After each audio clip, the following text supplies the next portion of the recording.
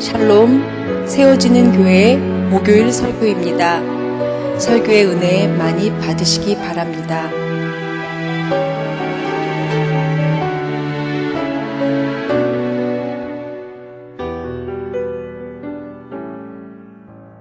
히브리서 5장 1절부터 10절까지 각 대제사장은 사람들 가운데서 뽑혀서 하나님과 관계되는 일에 임명받습니다. 그리하여 그는 사람들을 위하여 예물과 속죄의 희생 제사를 드립니다. 그는 자기도 연약함에 휘말려 있으므로 그릇된 길을 가는 무지한 사람들은 너그러이 대할 수 있습니다.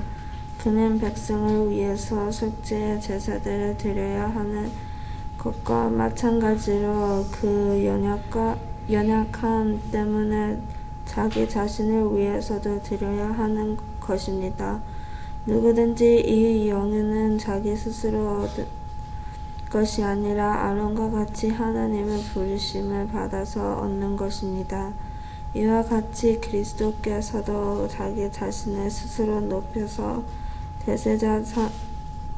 대제사장이 되는 영광을 차지하신 것이 아니라 그에게 너는 내 아들이다. 오늘 내가 너를 낳았다 하고 말씀하신 분이 그렇게 하신 것입니다. 또 다른 곳에서 너는 멜기세덱의 계통을 따라 임명받은 영혼과 제사장이다 하고 말씀하셨습니다. 예수께서 육신으로 세상에 계실 때 자기를 죽음에서 구원하실 수 있는 분께 크고 지음과 많은 눈물로써 기도와 탄원을 올리셨습니다. 하나님께서는 예수의 경외심을 보시어서 그 간구를 들어주셨습니다. 그는 아드님이시지만 고난을 당하심으로써 순종을 배우셨습니다. 그리고 완전하게 되신 뒤에 자기에게 순종하는 모든 사람에게 영원한 구원의 근원이 되시고 하느님께서 멜기세덱의 계통을 따라 대제사장으로 임명을 받으셨습니다. 히브리서 12번째 시간입니다. 지난 시간에 한 지가 하도 오래돼서 기억이 잘 나시지 않을 것 같다는 생각이 드는데, 우리가 지난 시간에 함께 생각해 봤던 내용이 왜 우리에게 예수 그리스도가 필요한 것인가, 왜 대제사장으로서 예수 그리스도가 필요한 것인가에 대해서 저희가 지난번에 묵상을 하면서 인간들의 그 죄성과 끊임없이 죄 가운데 있을 수밖에 없는 그러한 우리들이기 때문에 영원하신 그 예수 그리스도가 필요하시다라는 그런 내용들을 우리가 함께 나누었습니다.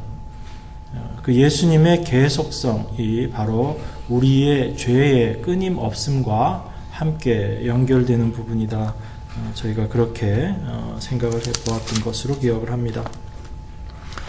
오늘 말씀은 예수님이 십자가에서 완성하신 그 구원의 사역에 대해서 이야기를 하고 있습니다. 그 이야기를 하기에 앞서서 왜 인간들에게 제사장들이 있었으며 그 제사장들이 어떠한 모습이었는가에 대해서 이야기하는 부분이 5장 초반부에 나오고 있습니다. 1절부터 함께 보도록 하겠습니다. 5장 1절입니다. 각 대제사장은 사람들 가운데서 뽑혀서 하나님과 관계되는 일에 임명받습니다. 그리하여 그는 사람들을 위하여 예물과 속죄의 희생 제사를 드립니다. 이렇게 이야기하고 있습니다. 오늘 한 절 한 절 보면서 그 내용들을 좀 생각해 보려고 합니다. 먼저 여기에 대제사장들은 사람들 가운데서 뽑혔다라고 이야기하고 있습니다. 그런데 그들이 하는 일이 무엇이냐면 하나님과 관계되는 일을 위해서 임명을 받은 자들이 대제사장이다. 이렇게 생각할 수 있습니다. 이 부분은 잘못 오해를 하면 반대로 생각하기 쉽습니다. 우리가 일반적으로 제사라는 것이 왜 필요한 것인가, 제사장이 왜 필요한 것인가 라는 부분에서 기본적인 생각은 저희들이 이렇게 하고 있습니다. 우리 인간의 죄로 말미암아, 그 죄 때문에, 우리가 죄를 범하기 때문에 그 죄를 속하기 위해서 제사가 필요하고, 그러기 위해서 제사장이 필요하다, 이렇게 생각을 합니다. 그것 자체가 잘못된 생각은 아니라고 봅니다. 그렇지만 여기에 보면 그 제사와 관계되는 일, 그 일이 바로 하나님과 관계되는 일이다. 인간의 측면보다는 하나님이라는 쪽에 더 관심을 갖고 있습니다. 이것이 성경을 우리가 볼 때 누구를 중심으로 성경을 봐야 하는가에 대한 기본적인 시각을 보여줍니다. 우리는 항상 나의 죄, 나의 문제, 나를 중심으로 생각을 합니다. 그렇지만 성경은 계속 뭐라고 이야기하고 있냐면 너가 중심이 아니고 하나님이 중심이시다라고 이야기를 합니다. 하물며 인간의 죄를 속함을 받는 것조차도 성경은 그것이 그 인간의 죄를 사하기 위한 인간의 관점에서 보는 것이 아니고 하나님의 계획 가운데 하나님의 뜻을 이루시기 위한 관점에서 그 제사 제도도 바라보고 있다라는 것입니다. 그렇기 때문에 우리가 성경을 어떻게 보느냐에 따라서 똑같은 구절을 가지고 나라는 것이 중심이 되어서 나라는 사람을 중심으로 이 성경을 풀어나갈 수도 있고, 그렇게 풀어나가는 것이 어찌 보면 나한테는 잘 맞는 것 같이 느껴집니다. 그렇지만 성경은 본질적으로 하나님 중심으로 쓰여진 내용들이고 하나님의 말씀입니다. 그 하나님의 계획과 그 뜻이 이루어져 가는 과정 속에서 우리 인간의 모습들이 문득문득 드러나는 거죠.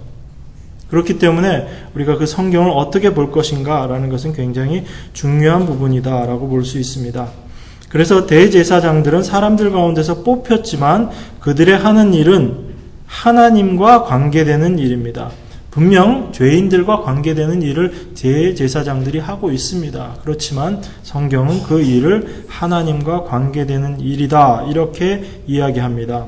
그래서 그 하나님과 관계되는 그 일이 무엇이냐면 사람들을 위하여 예물과 속죄의 희생제사를 드립니다 라고 성경은 이야기하고 있어요. 그 제사의 내용은 사람들을 위해서 예물과 속죄의 희생 제사를 드리는 것인데, 그것이 1차적인 것, 본래적인 것이냐? 아니다라는 얘기입니다. 하나님 위에서, 하나님 앞에서 그 일들이 이루어지고 중심은 하나님께 있다라는 얘기입니다. 그 속에서 그 이루어지는 구체적인 내용이 바로 사람들이 예물과 속죄 희생 제사를 드리는 대제사장의 일을 이야기하고 있습니다. 2절은 계속해서 이렇게 이야기하고 있습니다. 그는, 대제사장은 자기도 연약함에 휘말려 있으므로 그릇된 길을 가는 무지한 사람들을 너그러이 대하실 수 있습니다. 그는 백성을 위하여 속죄의 제사를 드려야 하는 것과 마찬가지로 그 연약함 때문에 자기 자신을 위해서도 드려야 하는 것입니다. 이렇게 이야기하고 있습니다. 여기에서 성경이 이야기하는 또 하나의 정의가 나옵니다. justice의 정의가 아니고 개념에 대한 정의가 나옵니다. 연약함에 대해서 성경이 지금 이야기하고 있습니다. 우리는 일반적으로 연약함이라고 생각하면, 이야기하면 어떤 부분을 많이 생각하죠? 연약이라고 얘기하면 남성과 여성을 놓고 보면 여성을 생각을 하고요. 강함과 약함의 연약함을 생각을 합니다. 그런데 오늘 히브리서 기자가 이야기하고 있는 연약함은 무엇을 가지고 이야기하고 있죠? 2절에 보니까 그릇된 길을 가는 무지한 사람들, 이것을 연약이라고 히브리서는 표현하고 있습니다. 그래서 그러한 연약 속에 대제사장들도 당연히 포함되어 있다라고 이야기를 합니다.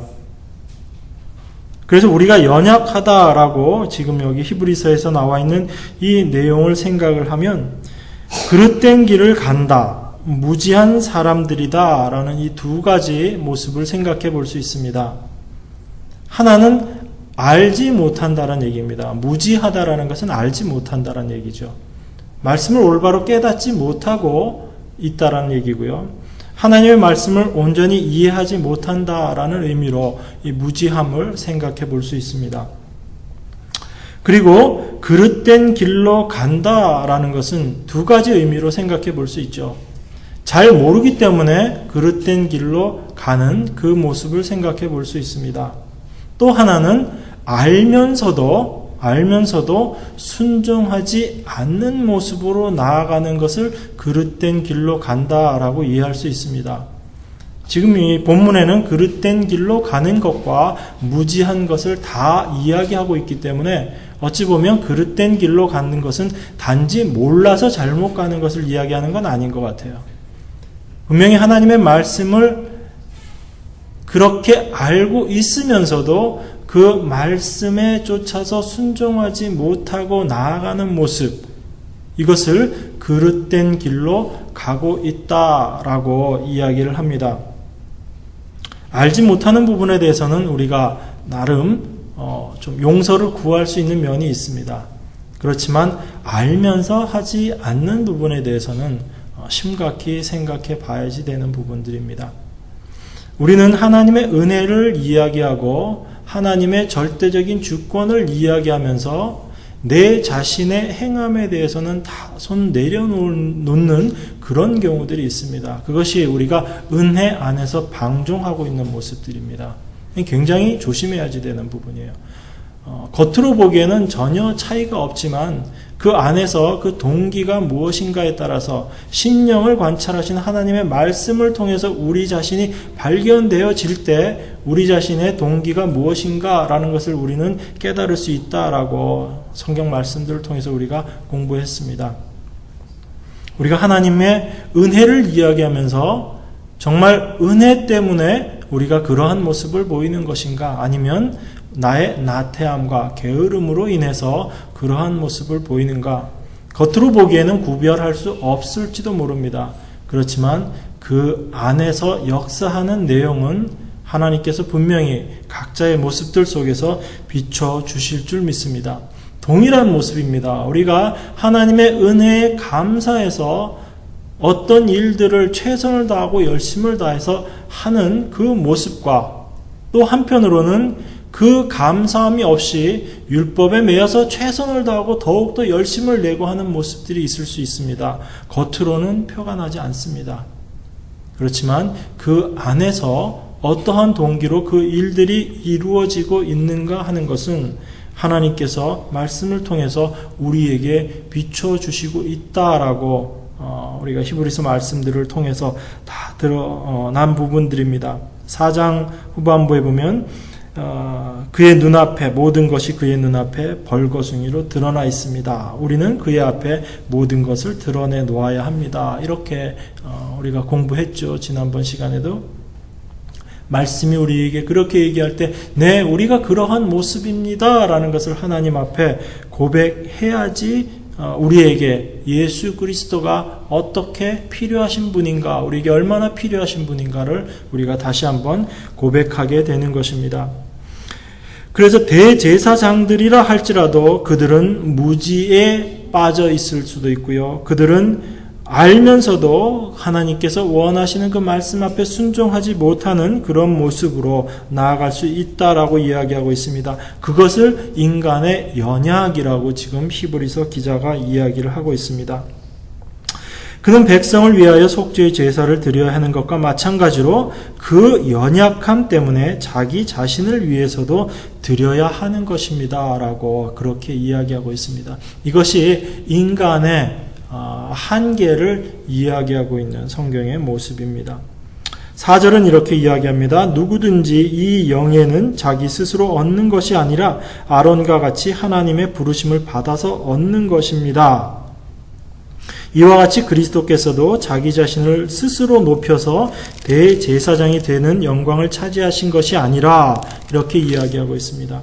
이렇게 연약함 가운데 있는 대제사장조차도 그 일 자체는 하나님과 관계되는 그 일, 백성들의 죄를 속하는 그런 속죄제사, 희생제사를 드리는 그 일은 영광스러운 일이다라고 이야기하고 있습니다. 우리의 죄가 드러나고 그 죄가 하나님 앞에서 사함을 받는 그 일은 영광스러운 일입니다. 그것은 절대로 수치스러운 일이 되지 않습니다. 내가 하나님 앞에서 나의 모습이 어떠한지를 온전히 드러내는 것, 그리고 그러한 나의 모습을 발견함으로 말미암아 하나님의 은혜를 우리가 찬양하게 되고 그 하나님의 은혜 가운데 나아가게 되는 것은 영광스러운 일입니다. 그 일을 제사장이 하는 것입니다. 백성들의 죄를, 그 숨겨진 죄를 희생 제사라는 그 드러난 행위를 통해서 우리의 모습이 어떠한지를 드러내는 그 일을 하기 때문에 그것이 영광스러운 일입니다. 그런데 그 영광스러운 일은 절대로 내가 하고 싶다고 해서 내 스스로 할 수 있는 일이 아니다라는 겁니다. 하나님께서 그 일을 허락하시지 않으면 그 일을 할 수 없다라는 거죠. 이것이 참 은혜입니다. 내가 하나님 앞에 어떤 자인지 올바로 깨닫는 것, 내 안에 감추어져 있던 그런 죄의 모습이 겉으로 드러나게 되는 것조차도 하나님의 은혜가 개입하지 않으면 절대로 가능하지 않은 일이다라는 것이 성경이 이야기하고 있는 것입니다. 그리고 그것은 하나님께서 우리에게 은혜를 베푸셨다라는 하나의 반증이 되기도 하는 것입니다.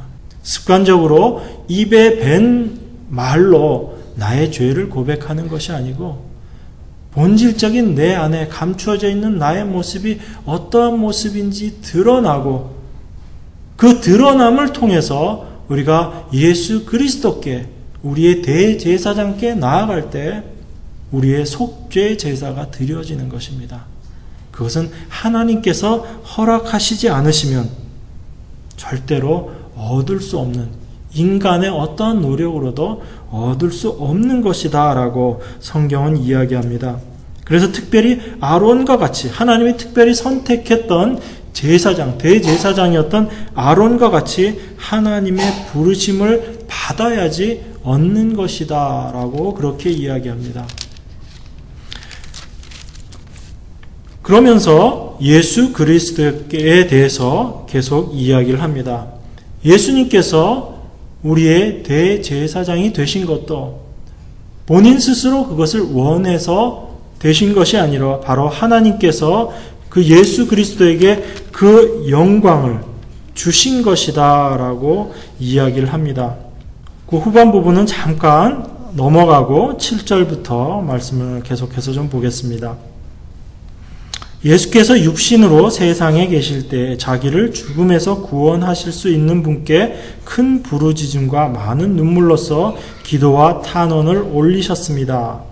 하나님께서는 예수의 경외하심을 보시어서 그 간구를 들어주셨습니다.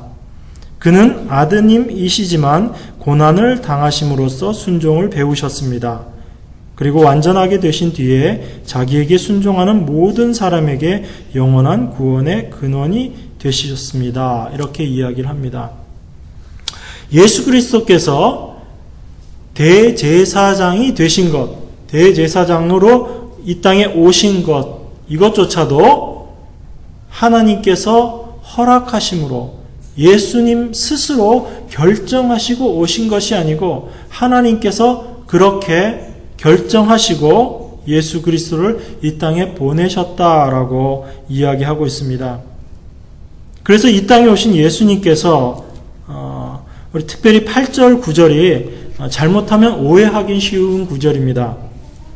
8절은 이렇게 이야기하고 있습니다. 그는 아드님이시지만 고난을 당하심으로써 순종을 배우셨습니다. 이렇게 이야기하고 있습니다.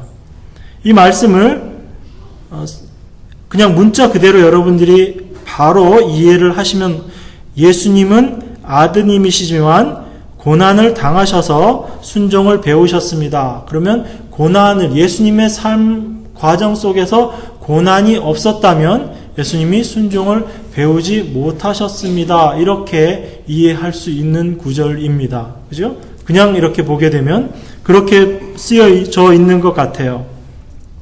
그래서 우리가 이 말씀을 볼 때 항상 이 전체적인 부분에서 이 말씀이 무엇을 이야기하고 있는가, 그리고 우리가 알고 있는 다른 부분에서 예수님에 대해서, 예수님의 사역에 대해서 어떻게 이야기하고 있는가 하는 부분들을 우리가 정확하게 이해하지 못하면 이런 말씀들을 보면서 우리가 오해할 수 있는 부분들이 있습니다. 예수님이 고난을 당하심으로 순종을 배우셨습니다 라는 이 표현을 생각을 하면, 그러면 예수님이 고난 당하시기 전에는 순종을 모르셨습니까? 라는 질문이 나올 수 있죠. 그죠? 그럼 제가 여러분께 물어보겠습니다. 예수님이 고난 당하시기 전에는 순종을 모르셨나요? 아니죠. 저희가 사도신경 지금 공부하고 있습니다. 그죠? 예수님의 고난의 시작을 저희가 어디서부터 예수님의 고난의 시작이라고 우리가 공부했었죠? 예수님, 하나님이신 그분이 인간의 몸을 입고 이 땅에 오시는 것 자체가 고난이었다라고 말씀을 드렸죠. 예수님의 탄생하심과 예수님의 죽으심 사이에 고난이라고 사도신경은 고백하고 있습니다. 예수님의 삶 자체가 고난이었다라고 이야기를 하고 있고요. 다만 그 고난의 완성으로서의 십자가를 우리가 이야기할 수 있지만, 예수님이 고난을 이 땅에 오셔서 고난을 받으셨기 때문에 순종하심을 배웠느냐? 그건 아니죠. 바로 예수님께서 하나님 앞에 순종하심의 모습으로 이 땅에 오시는 것 자체가 바로 고난이었고 순종의 모습이었다라는 것을 우리는 알 수 있습니다. 그러면 8절의 이 말씀을 우리가 묵상하면서 고난을 당하심으로 순종을 배우셨습니다가 아니면, 그러면 이 말씀이 우리에게 주고자 하는 의미가 무엇인가라는 부분을 한번 생각해 봐야죠. 이미 고난을 아시는 예수님께서, 이미 온전하신 분이신 예수님께서 인간의 몸으로 그 고난을 직접 감당하시고 순종하심으로 말미암아 삶의 모습을 통해서 그 고난 가운데 하나님이신 그분이 인간으로서의 삶을 살아가시면서 하나님 앞에 순종하는 자의 모습을 우리들에게 보여주셨습니다. 바로 그 부분을 지금 8절은 이야기를 하고 있고, 그 말씀은 우리들에게 무엇을 이야기하는가 하면 예수님이 고난을 받으심으로 순종함을 배웠다라는 것이 아니고, 이미 고난이 무엇인지, 이 땅에 오신 것 자체가 고난이시고 순종하심으로 이 땅에 오신 분이 그러한 삶을 사셨다라는 것은 바로 우리들에게, 이 땅을 살아가고 있는 우리들에게, 우리들의 삶 가운데 겪게 되는 그러한 고난이 우리에게 어떠한 유익이 있을 것인가를 다시금 이야기해주는 말씀이라고 우리는 볼 수 있습니다. 연약한 우리들에게는, 무지하고 그릇된 길로 가려고 하는 우리들에게는 이러한 고난이 있지 않으면 우리는 순종함을 배우지를 못합니다. 예수님께서는 온전하신 몸으로 이미 완성되신 그 분이, 그 온전하신 분이 고난의 삶으로 우리들에게 모범을 보여주심으로 말미암아 우리 안에서 경험되어지고 이해되어져야 되는 부분은 바로 우리가 고난을 받음으로 더 순종하는 자가 되어야지의 모습 분명히 필요하지만, 그 고난을 통해서, 그 고난이 우리에게 없다면 우리는 순종할 수 없는 자라는 걸 깨닫게 하시기 위함이다라는 걸 우리가 알아야지 됩니다. 그래서 예수님께서 하나님이시면서도 인간의 몸으로 이 땅에 오셔서 직접 그 고난들을 감당하셨다라는 것입니다. 그래서 그 고난이 우리에게 유익한 것이다라는 것을 예수님의 삶의 모습을 통해서 우리에게 보여주신 것이죠. 그래서 성경은 그 고난으로 예수님께서 고난을 당하심으로 순종을 배우셨습니다 라고 해서 우리로 하여금 그 고난을 통해서 순종함이 무엇인지를 알게 하시고 우리 안에 참된 순종이 있지 않음을 다시금 깨닫게 하시는, 그래서 우리로 하여금 하나님의 말씀에 무지하지 않고 우리로 하여금 그릇된 길로 가지 않게끔 하시기 위해서 하나님께서 우리에게 허락하신 것이 무엇이다? 고난이다 라는 이야기입니다. 그래서 9절은 계속해서 이렇게 이야기하고 있죠. 그리고 완전하게 되신 뒤에 자기에게 순종하는 모든 사람에게 영원한 구원의 근원이 되시고, 이렇게 이야기합니다. 이 8절과 9절이 이어지는 부분을 보면 예수님이 고난을 받으시고 순종함을 배우시고 그리고 나서 완전하게 되셨다, 이렇게 우리들이 이해할 수 있는 그런 부분이에요. 개역개정에 보면 그 예수님의 이 8절 9절이 아마 이렇게 되어 있을 것입니다. 고난 받으심으로 순종함을 배우시고 완전하게 되셨다, 이렇게 이어져서 표현이 되어 있을 것입니다. 그럼 우리가 예수님의 고난과 순종함을 그렇게 이해했다면 여기서 이 완전하게 되신 뒤라는 것은 우리가 예수님이 그 고난을 통해서 순종하심으로 말미암아 예수님이 완전케 되셨다는 아니다라는 것을 우리가 알 수 있습니다. 이미 완전하신 분이시거든요. 예수님 그분은 이미 완전하시고 하나님이신 분이 이 땅에 오신 것입니다. 다만 예수님께서는 그 고난으로 순종하시는 모습을 통해서 그것을 완성해 놓은 모습으로, 십자가의 모습으로 그것을 완성해 놓으셨다라는 의미입니다. 그리고 그 십자가로 말미암아 우리에게 그 고난의 의미가 무엇인지, 그리고 우리로 하여금 그 순종함이 무엇인지를 온전히 깨닫게 하심으로 말미암아 우리로 하여금 그 십자가를 통해서 완전케 하셨다라는 의미가 이 말씀 안에 숨어있는 더욱더 본질적인 의미다라고 볼 수 있습니다. 저희가 사도신경 공부할 때 그 예수님의 십자가 그리고 그 고난에 대해서 여러 가지 생각했지만 시간이 없어서 다 다루지 못한 부분들이 많이 있었었는데 그 중에 한 부분이 그것입니다. 예수님의 고난과 십자가의 연관성, 그래서 우리가 어떻게 이해할 것인가 라는 부분에서 예수님의 그 고난 그리고 그 순종의 완성을 우리가 십자가로 이해할 수 있다라는 얘기입니다. 그래서 예수님께서 순종하심으로 십자가를 지셨다. 그 십자가를 지심으로 말미암아 예수님께서 이제 다 이루셨다라는 것을 이야기하고 있죠.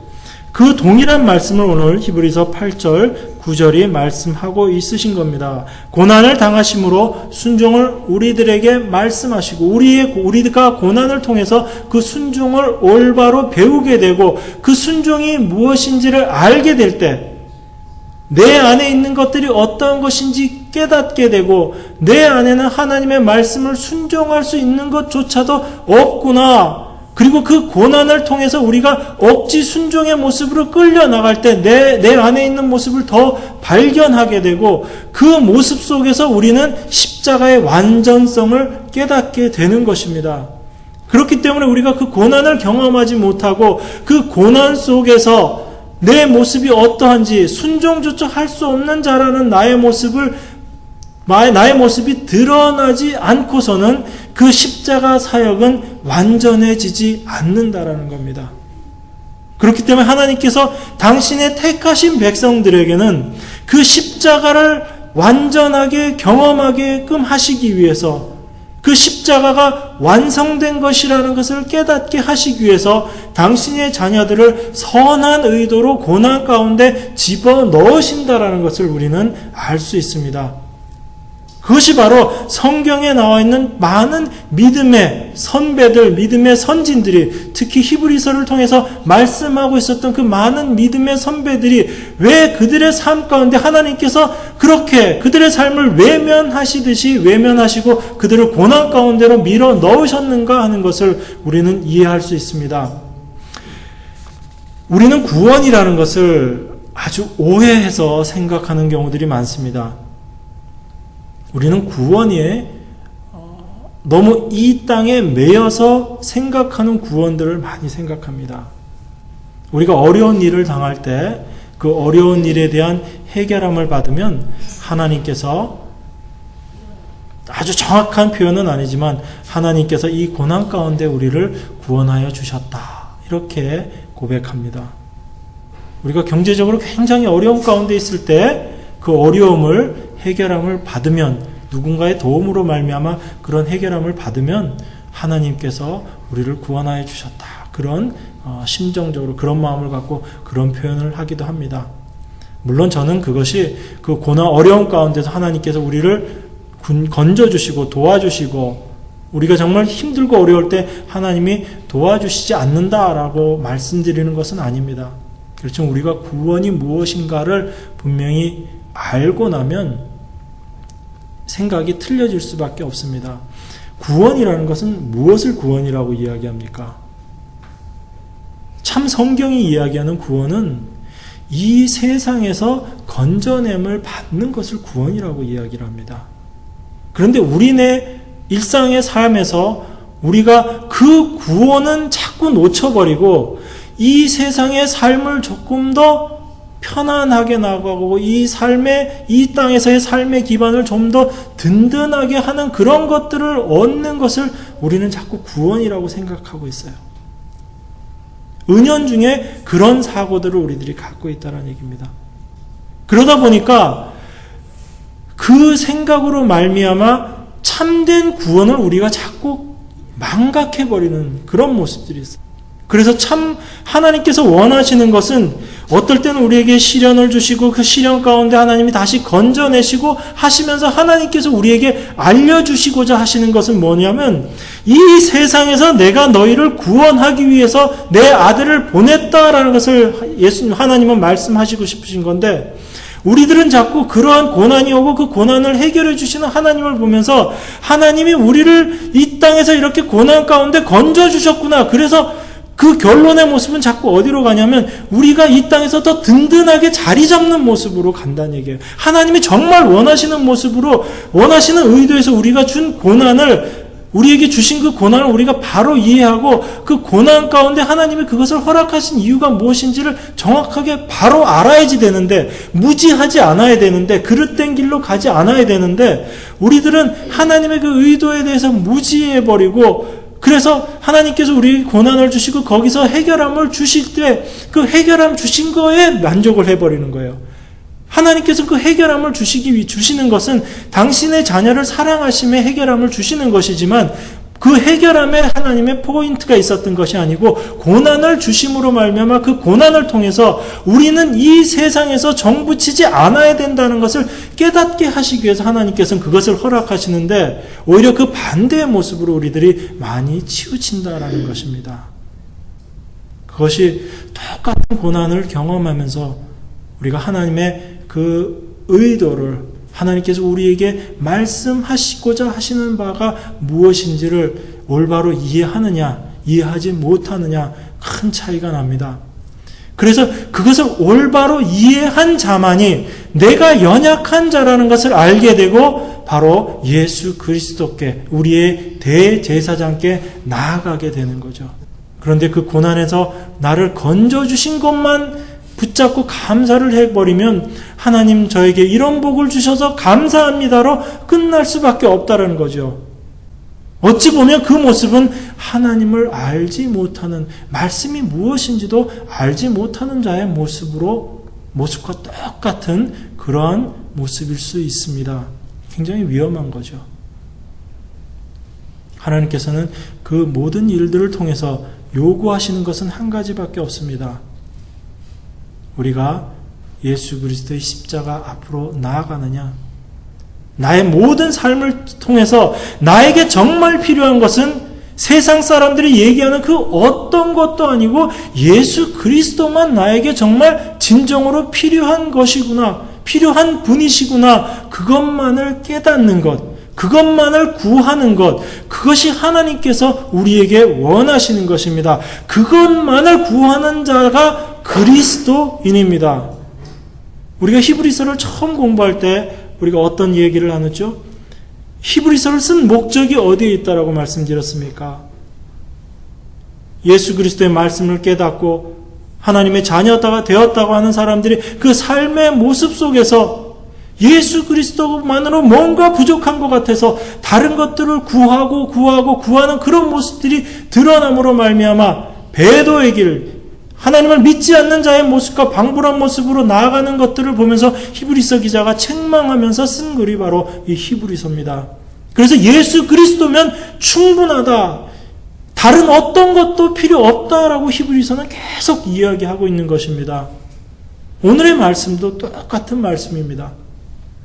하나님께서 우리에게 고난을 주시고 우리로 하여금 순종하라고 하시고 그 모습들을 통해서, 우리의 불순종의 모습들을 통해서 십자가의 완전성을 다시금 경험하게 하시고, 그 모든 것들은 바로 당신의 자녀인 우리들이 세상 어떤 것들도 그런 것들에 우리의 마음을 빼앗기지 않고 오직 예수 그리스도만 구하고 찾는 자로 남게 되기를, 그 원하시는 그 모습이 바로 하나님께서 우리를 인도하시는 모습이다라고 우리가 그렇게 볼 수 있습니다. 바로 그러한 우리들이기 때문에 늘 계시는 제사장이 필요해야지 되고, 바로 그분은 하나님으로서 이 땅에 오신 예수 그리스도가 우리의 영원한 대제사장이 되어야지 된다라고 이야기하고 있는 것입니다. 그래서 우리의 이러한 연약함 가운데 우리들이 놓여 있는 자들이기 때문에 하나님께서는 동일한 연약함 가운데 있는 인간들로 대제사장을 세우심으로 말미암아 인간의 연약함들을 다시금 드러나게 하시고, 참된 대제사장이 우리에게 필요하다라는 것을 우리로 하여금 깨닫게 하시고 하나님께서 세우신 분이 바로 예수 그리스도이시다, 그분만이 바로 참된 대제사장이시다라고 말씀하시는 것입니다. 그래서 구약의 말씀을 인용해서 너는 내 아들이다, 오늘 내가 너를 낳았다 하고 말씀하신 분이 그렇게 하신 것입니다. 예수 그리스도에 대해서 이렇게 이야기합니다. 너는 내 아들이다, 오늘 내가 너를 낳았다라고 말씀하신 분, 바로 그 하나님께서 예수님을 우리의 영원한 대제사장으로 세우셨다라고 이야기합니다. 그리고 그분을 바로 멜기세덱의 계통을 따라 임명받은 영원한 제사장으로 세우셨다라고 이야기합니다. 멜기세덱에 대해서는 다음 시간에 조금 더 묵상을 해보도록 하겠습니다. 이 안에 참 깊은 은혜의 의미가 있습니다. 그래서 우리가 멜기세덱을 왜 계속 구약에 창세기에 잠깐 나왔던 그 멜기세덱이 갑자기 뚝 건너뛰어서 여기서 계속 이 멜기세덱이 반복되는가, 하나님의 은혜를 설명하고 있는 것이 바로 멜기세덱이거든요. 그래서 우리 그 부분에 대해서는 우리 다음번 시간에 조금 더 묵상을 하기로 하고요. 아마 6장 후반부쯤 되어서 멜기세덱에 대해서 아니면 제가 다음 시간쯤에 묵상을 좀 하려고 합니다. 그래서 그 멜기세덱의 계통을 따라 하나님께서 직접 임명하신 대제사장이 바로 예수 그리스도이시다라고 하나님께서 오늘 말씀하시고 계시는 것입니다. 이러한 예수님, 그 예수님께서 바로 십자가에 달리시고 당신이 고난받으시고 순종하심으로 말미암아 완성하신 그것은 바로 우리의 구원함을 위함이다. 우리의 모습이 어떠한지를 드러나게 하시고 당신의 자녀들을 십자가 밑으로 불러 모으시기 위한 그 사역, 그 일을 위해서 예수님께서 이 땅에서 고난을 직접 경험하시고 그 고난의 모습들을 통해서 우리의 모습들이 드러나게 하시고 십자가에서 그 일을 완성하셨다라고 이야기하고 있습니다. 그 일을 예수님께서 하신 것입니다. 그 고난을 예수님께서 짊어지신 것입니다.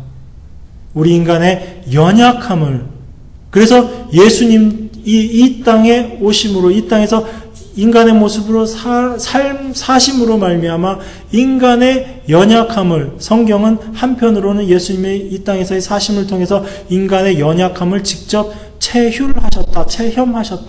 체험하셨다 이렇게 말씀하고 있죠. 그 인간의 연약함, 하나님의 모르시지는 않지만 직접